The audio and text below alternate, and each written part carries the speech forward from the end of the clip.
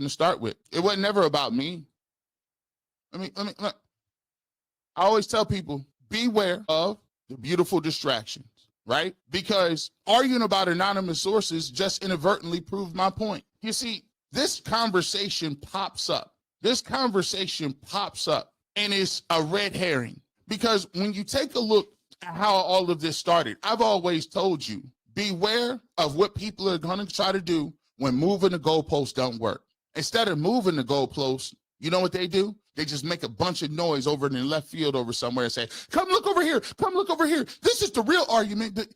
Where are we talking about with this? This started from the fact that somebody said, well, if Shedeur was so good, then the players in the locker room would have already been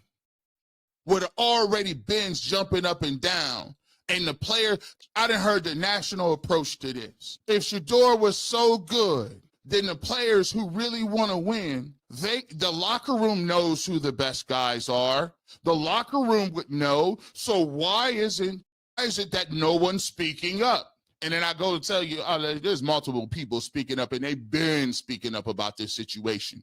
And I done told you in 3 separate times that we talked about it. But the point is, always understand that people, they do things and they think they slick with these little linguistic pieces and parts. Let me ask you a question. They gaslighted y'all and told y'all it wasn't about no reps, right?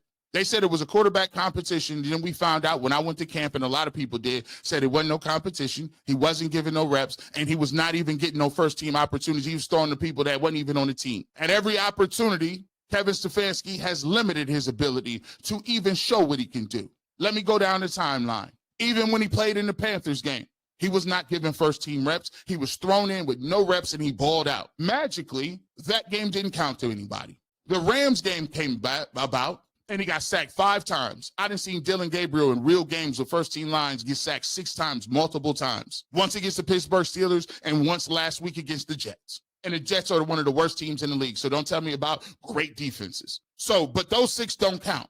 But the 5 do with guys that, okay, whatever. By the way, Shedeur Sanders was not even allowed to finish the football game against the Rams. On the last drive, he takes him out, sits him on the sideline because he was, quote unquote, saving him. I was saving him from himself. You don't want to ruin anybody. You think Shedeur Sanders ain't more mentally tough than Dillon Gabriel? It's Shedeur Sanders. The man that grew up in front of a camera his whole doggone life, and his father is post-prime. You think he ain't mentally prepared? You think that Shedeur's going to cry in the corner and go melt? Stop. That's what you do. But guess what he did? He prohibited the world and the rest of his team from seeing him have an opportunity to actually come back.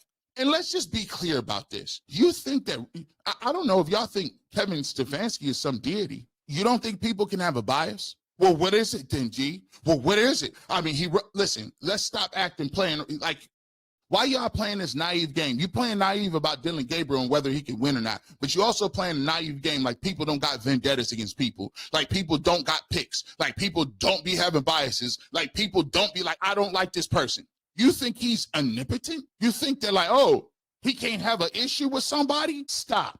So if he's not getting reps and he's been asked about it from Daryl Ryder and multiple people, what is Shedeur Sanders' timeline to play him? He doesn't even speak his name. He pivots to young players in general. First and foremost, that's low-key disrespectful. If you ask a specific question about Dillon Gabriel, guess what? You answer the questions about Dillon Gabriel. You say Dillon Gabriel or Quinshon Judkins, or you say Carson Schlesinger. Every single time somebody asks you a question about Shedeur Sanders, you pivot to that's in general about all our young players. I didn't ask you disrespect. No disrespect, Kevin. I didn't ask you about young players. I asked you specifically about Shedeur Sanders. Is there a problem in there? Is there a reason why you seem to not be able to say his name, period? But again, you guys know that. So if you're asking a question and the premise is if he was so good, why aren't the players coming to his defense? Because Kevin Stefanski does a great job of never playing him, not even getting reps as the backup quarterback. And you guys run around and you act like, well, the beat reporters, they're at practice. They would, oh, by the way, I told you the beat reporters don't watch practice too. They're prohibited to watch practice. They confirm such. So if the beat reporters don't see him at practice and they can only ask questions before and after, and the team doesn't see him play because he doesn't get any first-team reps, then how is somebody supposed to jump on a table and yell and scream, Shedeur should be playing when the coach has already hamstrung him and handcuffed him? How? That's a red herring. And as I said on Ultimate Cleveland Sports Show, it's not up to those players to be talking about jumping on the table. What kind of, again, it's the same thing that you're trying to get me to do. Put your sources out there. Put your sources out there, G. Bush. Come on, just take the bait. So you want players in a losing season to get on the table and go to reporters and say, hey, Shedeur Sanders should be playing. So they can put their neck on the line for a coach that ain't gonna do it, and then they already know he's already in the sauce. Who has ever done that? What player ever came out and said, "Hey, switch quarterbacks today"? And then you would be talking about them. I mean, he needs to be traded because he's taking shots at the coach. I mean, he needs to stay in his place. He needs to worry about his job. Yeah, guys, you're not smart. Stop. Let's talk about this. This is the biggest and best part. Another story about this is as I speak. Let me talk to you about this. Here's another thing too. Y'all cats, I don't know if y'all think y'all moving somebody, but there'd be a lot of people talking about, I don't know if you think you moving somebody, but I'm gonna do the content that I want to do. Y'all think y'all be so smart. You think that you gonna sub hate and sub. That's the biggest story and the only story for the Cleveland Browns. You think I'm about to come up here and talk about the offensive line? I might care about them dudes. They ain't no good. Bye. Let's get some new ones. You think I'm about to be up here talking about the defense's plan? I'm not doing none of that. The reason you want me to stop, hey, just talk about something else because I'm hitting home runs. It's because I'm getting at the point, the heart of what it is. I don't care nothing about me feeling comfortable with nobody in that organization. You know what I want? I want the trophy. I want the Lombardi trophy. I want to win. I don't care about your progress, your draft picks, what we doing next week, this week, how many picks you got in the future, your stadium. I want the Lombardi trophy. I want to get it. That's the only thing that I care about. And if I got a quarterback that's sitting on the bench behind somebody that's not good, that can help me get it, that's what I want. I ain't got time for no patient stuff. I don't got time to make you feel comfortable as no person and me coming here and blow smoke in your face and say life is great and the Browns are smart. They're not. Get rid of them. But you can step off the content. It's 1,000 other people to be pushing around. Step off the content, bro. Go watch something else. I done already told you, this ain't for everybody. I ain't trying to reach everybody. I ain't trying to save everybody. I already know that there's some people that's going to believe everything the Cleveland Browns say and do. I already know that some people, they're never going to quit the Cleveland Browns, even if it's the worst thing of all time. But guess what? Here's what we're going to do over here. As long as I'm still breathing and I'm still kicking and I still got content, I'm going to talk the truth. And if you don't like the truth, it is what it is. But you ain't never going to feel comfortable over here. So I'm going to give you about 10, 15 minutes while I drink this coffee. We can get my receipts ready so you can please go ahead and get up out of here because the content ain't going to change. It ain't going to change ever. I ain't never seen somebody be like, oh, well, he just does Shedeur. Listen, you think that I'm going to cover other stories that don't matter because you want to stop. Let me get another sip. You got a little bit of time. Sandra in. You're right, G. Bush. The touchdown by Gabriel in the Rams game happened during the second 2-minute drill. So he took Shedeur out and he wouldn't score during the same time in the game. I think it's funny how Dylan Gabriel was coming in at the end of the games when Joe Flacco was the coach. You ain't gonna see that with Shedeur Sanders. But let me just tell y'all all this. From the people I talk to, it ain't gonna matter anyway. You got about one more game. And it ain't up to Kevin Stefanski. I'm gonna let you know that right now. So he can die on that hill if he wants to. He's not gonna have the power to even not put him in the game. He done already got stripped. He done already got finessed out of the play calling. So now when Shedeur get in the game, he don't even call the plays. It's Tommy Reese. And he sacrificed the play calling to give Dylan Gabriel a longer runway. They were so bad, he said, I'm going to sacrifice the play calling. And then what I'm going to do is I'm going to bank on the fact that we could beat the Jets, and that resets the clock for Dylan Gabriel. So as long as we win that football game, we got time. I bought myself another week. We lose to the Ravens, but it's another winnable game against the Raiders. We win that game. I reset the clock a little bit. Now I got the 49ers and the Titans coming. No. You sacrificed that playbook. And then what you didn't expect to happen was that you came out and laid the egg in one of the nastiest games of all time against the Jets, and you know what happened. Now you got the Ravens in the 4:30 game and it's cold. We'll talk about that coming up a little bit. Let's get to these. Here is the funny thing about it. This is how you know they're just throwing stuff at the wall and making sure and hoping it stick. This is how you know Let me put this back up to set it up. Name the source and admit that it's your personal opinion. Well, if you guys wouldn't listen to propaganda, and if your attention span was longer than 3.5 minutes, and I get it, in America, we don't got very long attention spans. If you was to understand what we got going on, you would understand one or two things, wouldn't you? You would understand that these folks have already been on the record. They have already been on the record. If you would just understand and look, guys have been saying the way they felt about Shedeur Sanders playing since before the draft, after the draft, during camp, during all of it. So let's see what we got. Let's go ahead and start, right?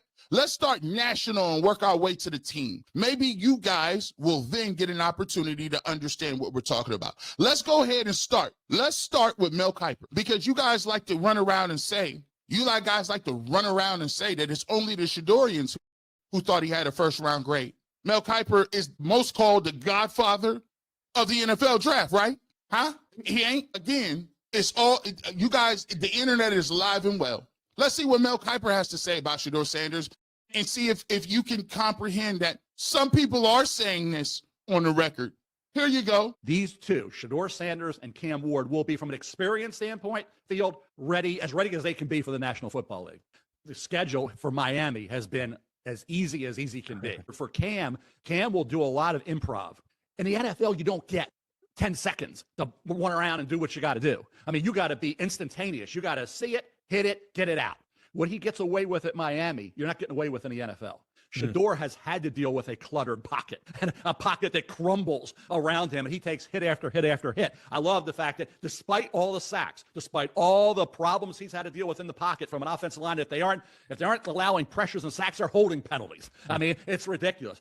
He's getting hit. He's coming back, but he's not turning it over. Where he's been schooled throughout his life is in the pocket. There's going to be guys all over the place, left, right, up the middle. They're going to be behind you. They're going to be coming at you. Shedeur is able to do that. The seriousness of Shedeur, the toughness, I don't know if any quarterback can take the hits and keep coming back and not say, you're to blame. You're to blame. You got to get better. He just takes it all, and he just keeps coming back for more. Bottom line is, I love everything about Shedeur Sanders. I give the edge to Shedeur Sanders slightly over Cam Ward. In this draft, who are you going to put ahead of Shedeur? So do you want me to name sources? Mel Kiper is a source. Maybe if you was a little, yeah, there you go. He said it on record, right? You hear what he said? Pocket presence, maturity, the exact opposite of what everybody else is saying. And he's not, and he ain't the only one who's saying this. Y'all want some more sources? Y'all want some more sources? Mel Kiper came back and doubled down on why Shedeur Sanders is courtesy ESPN, by the way. Came back and doubled down why Mel Kiper thought Shedeur Sanders was crazy that he's not playing. Baker. You had Baker, who wasn't sure. Baker was winning. Baker almost had you in a Super Bowl. Playoff game, yeah. Yeah, I mean, almost had you in a Super Bowl. To me, Baker should be in Cleveland. But when Cleveland had Baker Mayfield, and they hadn't had any success, they hadn't won anything, go back to 1999, no consistency at quarterback. 15 times since AFC North came in 2002, they finished in last place. 15 times in last place. Figure out Dylan Gabriel. That was Kevin Stefanski's guy. Shedeur Sanders, Andrew Berry brought in. I don't care what the league says. The league doesn't speak about. You want sources? You want the sources? They was already there in front of your face. They was all bring that back. You see what he said? I don't care what he said. Who been saying that from day one? Not only Mel Kiper said it on record, I've been told by behind the scenes that from day one. Huh? Let me get back to it.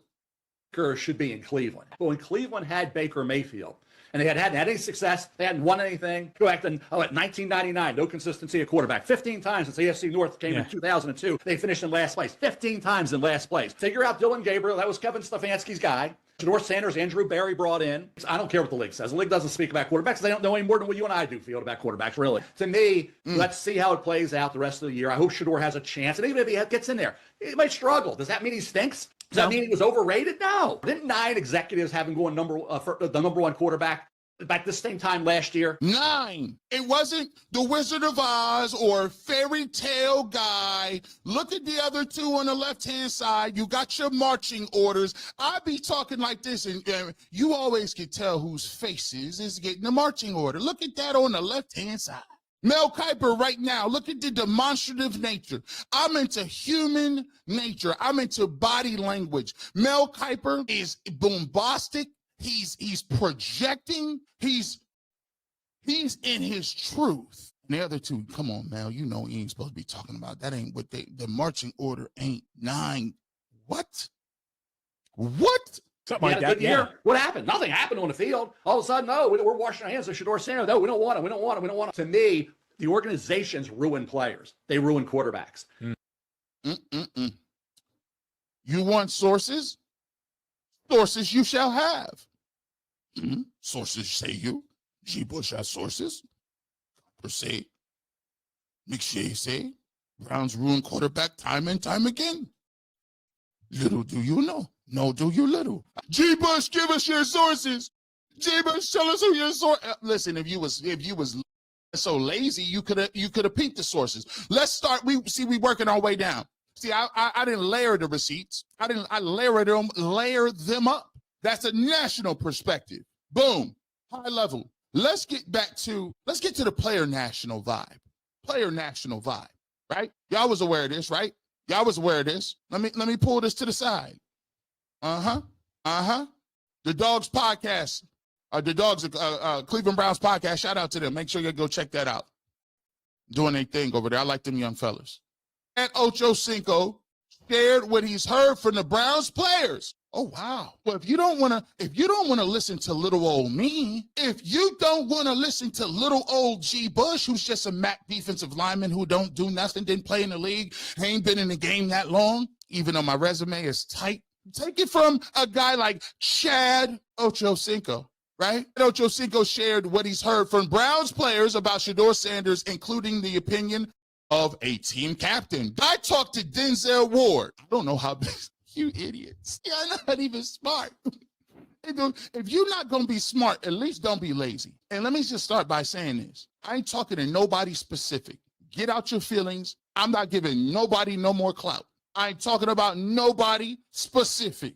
I'm talking about the overall general practices. Matter of fact, here's how we gonna move with this moving on. Don't ask me about nobody else. I'm telling you what G. Bush is telling you. I'm telling you what G. Bush talking about. I don't care what nobody else is talking about. When you come up over here, you reference what we talking about. I don't care nothing about what they doing, but I'm just showing you. I talked to Denzel Ward. Damn, I shouldn't say his name. No, you shouldn't, Chad. No, you shouldn't. But anyway, back to the lesson at hand. I talked to some people, and Shedeur looked different. There's a difference when that young bull is out there spinning that ball. You hear me? I don't know how crazy. I don't know. Maybe do I got to put it in subtitles? Slow it down, right? What's going on? See, maybe y'all don't know what spinning that football and young bull is, but maybe I can break it down for you. Ocho explained that players on the field in Berea say Shedeur has stood out, whether he's going with the first, second, or third team. Ocho explained that the players on the field seen all of the above. He looks different from the rest of the competition. That's what I heard. We've been saying this since June. You want some sources? Boom. There you go. Chad Ochocinco, source. Huh? There goes two. You don't want to believe the MAC defensive lineman? Just go to Chad Johnson, who's caught for 12,000, 13,000 in his league. Go to Mel Kiper, who just kind of breaks it down for a living. All right, let's keep it going. Maybe it gets, let's see what else we got here. This is let's get them likes, Chantel. 3,000 people in here. Let's get that like, Chantel. There might be some people who came to check the receipts. They might not like what I'm saying right now. They must be in here just silent. But y'all can hit that like button too. Come on now. Oh, I got more. So we started with players, right? So you say, oh, G. Bush, let me get that out the way. That was McShay and them. That don't count. Them is, they wrong sometimes. Okay. Well, let me get to Chad. Oh, listen, Ocho, say he ain't even in Cleveland like that, but he named names. Okay. It's hard to discredit him. Let's get to the players. Let's talk about some former players, right? So if G. Bush don't talk to the players in the locker room, do you think Phil Taylor, former first-round pick of the Browns, Josh Cribb, Ring of Honor member, and Hanford Dixon, the top dog who created the dog pound, you think that they not hearing nothing either? Shout out to all those brothers. You think that they're not plugged in? Hanford Dixon or beat reporter? You put the name in there. I told you I ain't talking about nobody specific. Josh Cribbs or beat reporter? Who you think getting that intel? Huh? Let's talk about this. Hanford Dixon. Shout out to them. Courtesy of their podcast over there. Watch this. Made the move. You know, you go to Dylan. Shedeur's got to move up to number 2. That's what I thought. He's got to be number 2. You got to give, if Dylan is not doing it, he's not cutting it, not getting it done, you got to see what Shedeur can do. You got to unload the clip. Not And go I'm back. telling you, why'd you see what I tell you? You got to unload the clip. Why'd you see what I tell you? That boy go shot. Hey, I'm for I'm it. for it. it. You already know. I mean, Josh Cribbs' wife is demonstrative. I mean, is it any bigger? So, okay, here's what we're gonna do. So now we've discredited Mel Kiper. He don't count. We've discredited Ocho Cinco. So let's go ahead and discredit the guy who created the dog pound. The same place you go in the Muni line. We discrediting him too? These ain't run-of-the-mill people. And remember when I told you, slow it down, y'all don't even understand what I was saying the first time. These ain't no special teamers running down on kickoff. National pundits, borderline Hall of Famers, Ring of Honor members for the Cleveland Browns, first-round draft picks for the Cleveland Browns. What? I mean, hey, we got Rusty Wagner in here crashing out. Shout out to Rusty. And that means what? How many yards he cut? I want to see how. Listen, Rusty, what I need you to do, I need you to figure out how you're going to discredit each one of these people. We got another one. This is a great game for us to play. Man, let's talk about this. Here's another guy.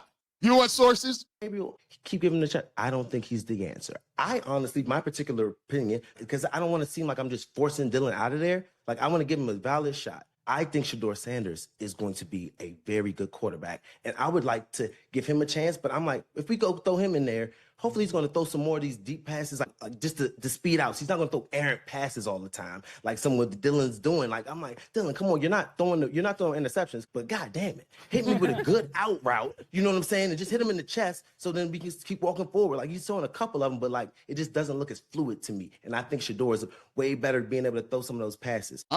Yeah, that's Joe Hayden. Shout out to the Honor the Land podcast. Another Cleveland Brown first-round draft pick. Yeah. Let me just tell you that. Let me just let you know. That's another person. You want receipts? I want names, G. Bush. Okay, let's get it going. It's Mel Kiper. It's Ocho Cinco. It's Hanford Dixon. It's Josh Cribbs and Josh Cribbs' wife. It's Phil Taylor. And on top of that, let me see. We got one more, Joe Hayden. So that's 6. I want the receipts. All right, here we go. So we're working our way down. We're working our way down to the situation. Let's get to this. So this is Nathan Zegura. So if you don't care what they've done, I don't really care what they've done in the NFL.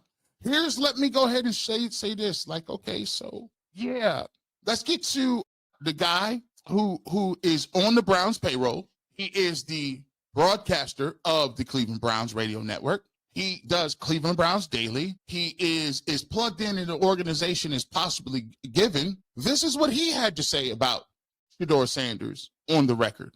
Look good though. His ball placement is Shedeur's look good though. His ball placement is elite. His ability to layer throws is elite. I think he's got plenty of arm strength. We've seen that on display, certainly in camp at times. There's something about Shedeur. I got a chance to interview him. He is very confident, but not in a cocky way. Has a lot of belief in himself. I like him. I like the kid a lot. I was very into the Browns taking him in the first round, in my tape study of him.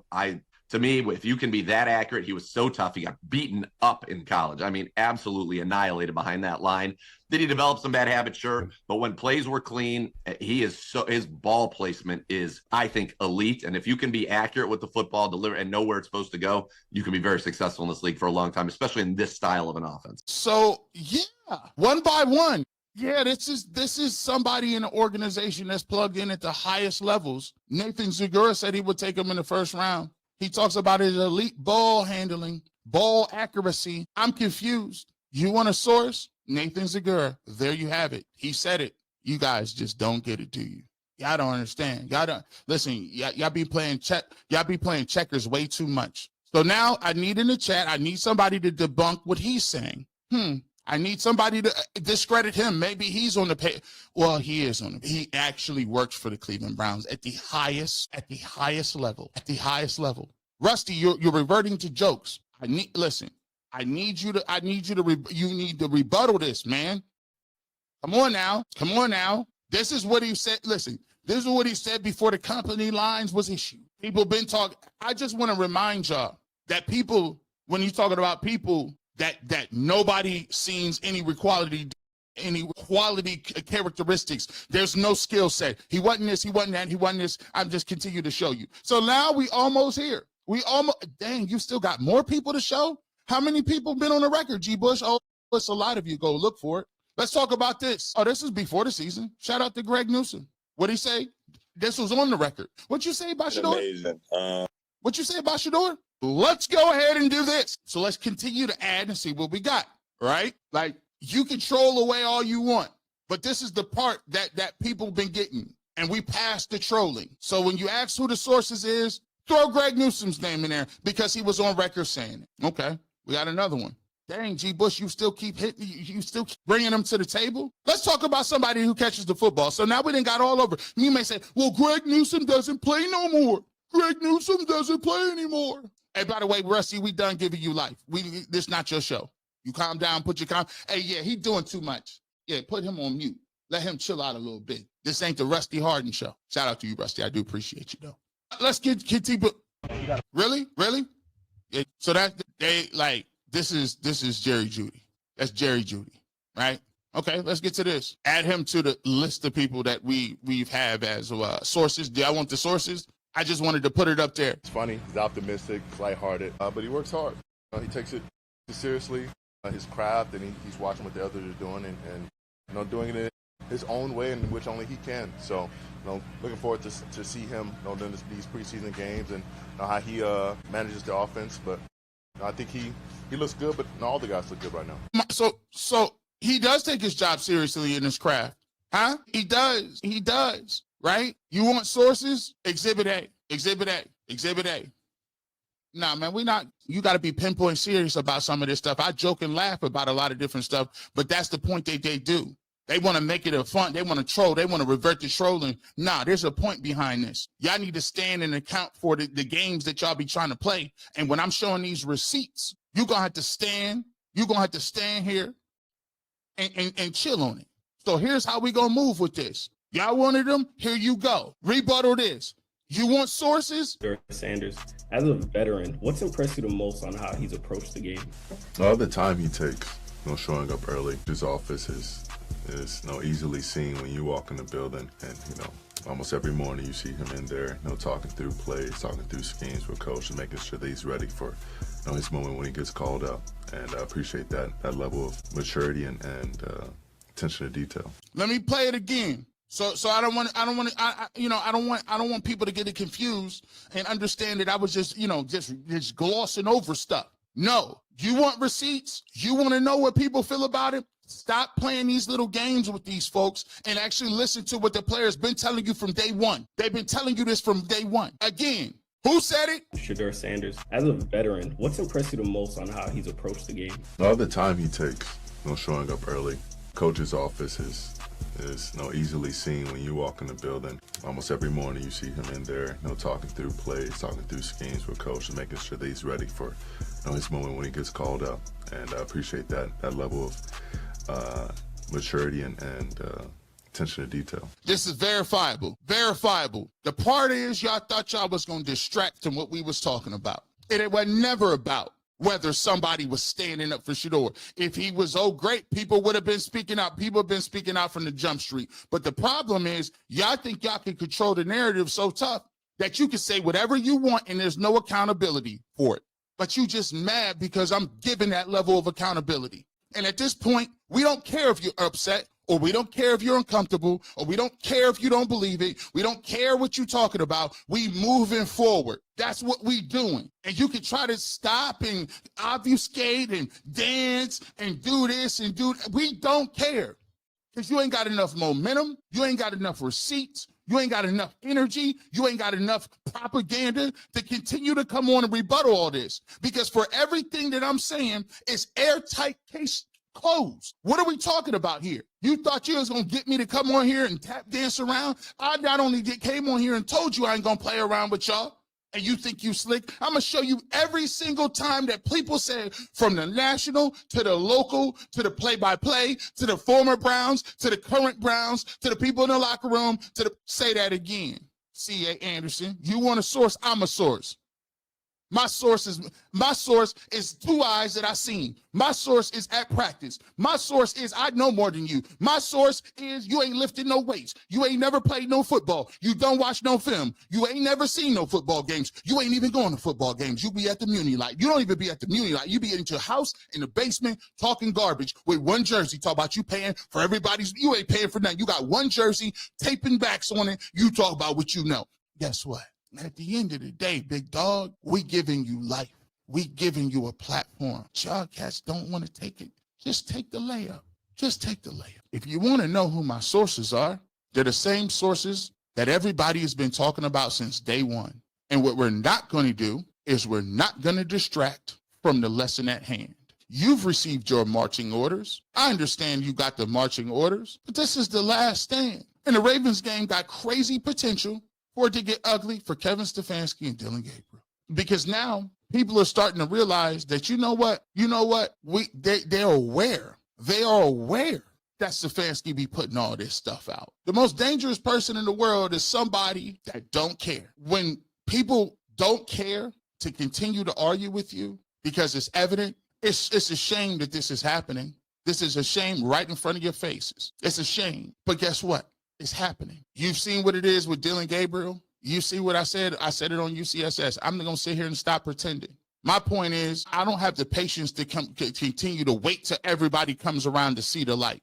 I don't care to, because I was the first one saying he's not that good. And I'm going to just keep it real with you. He was never that good. He was never getting that off. So no, I'm not giving you the common courtesy to finally wind down the clock and figure out if Dylan Gabriel is good or not. It's not. He's not. We know it. But the problem is, Kevin Stefanski is willing to hold your team hostage. He's willing to handcuff you. He's willing to go in here and talk about Dylan is trying to get better. The bottom line is Kevin Stefanski knows his days are numbered. And he's going to do everything he can to kick and scream and fight and swing at the air and make a point and do whatever it is. But the great thing about it is when Shedeur gets into the football game, and it's a matter of time before it happens, he won't be calling the plays. Great job. Stand over there with the challenge flag, or your timeouts, or whatever you want to do. I don't know what you would do at that point. As an offensive coach who continues to give your playbook over twice, I don't care about it. Like you're just not a good coordinator. You think he'll get a job next week? Is that what Kevin told you to say? People around the league, or Dan Orlowski, shout out to Dan. Brian Dable, I would get Kevin Stefanski. How would you get Kevin Stefanski over Brian Dable when he actually picked the right quarterback? One pick Jackson Dart, one pick Dylan Gabriel. Brian Dable's offense has been explosive, more explosive than him at every stop in college and the pros. Guess what? They fired Brian Dable. You want to get Jackson Dart would go to the front office and say, I never liked the dude anyway. I'm not coaching up under Kevin Stefanski to run this high school rudimentary bootleg offense. Guys out here running around talking about what he would be doing. Hypothetically, Bush, we're all the guys supporting. Guys, listen, hypothetically, let's stop talking about who they don't support. They don't support Dylan Gabriel at quarterback, and they don't support Kevin Stefanski. That's already been known. I didn't say that. My man Jason Lloyd said defensive players, some of them is already out. You want sources? He said that on the record. He said some people on the offense still rock with Kevin. Defense, not so much. Come on, man. I'm just keeping it a buck. So what we got to start understanding is this stuff like this, how I'm moving. This has never been about what people believe. They don't believe none of that. The proof is in the pudding. I told you what keeps you on that football field is your game. That's it. Not story time, not what people think, not what people in the news behind the scenes want to say, not throwing these little stories with this G. Bush. Listen, you know what G. Bush knows? G. Bush knows that Dylan Gabriel is one of the worst quarterbacks in the league, and he's going to be coming out soon. G. Bush also knows that Kevin Stefanski's record on the field is trash, and the owner said he ain't taking 3 wins. Ain't even gave up the plays 2 years in a row, and his offense is terrible. He's on the way out. So that's all I need to know. And while you sitting there talking about Kevin Stefanski and all this other stuff, that stuff is right in front of you on the field, and you can't escape it. You can't run around it. You can't write novels and stories about it. We're going to get a chance to see it on Sunday, and guess what? If it don't look good, bye-bye. So you can try to attack what I'm saying. You could be in the comment section all you want. But it don't change what happens on Sunday afternoons. And you'll be one of the people that disappear on Sunday because the game don't look good. By Monday, you watch all and listen to everything you're saying.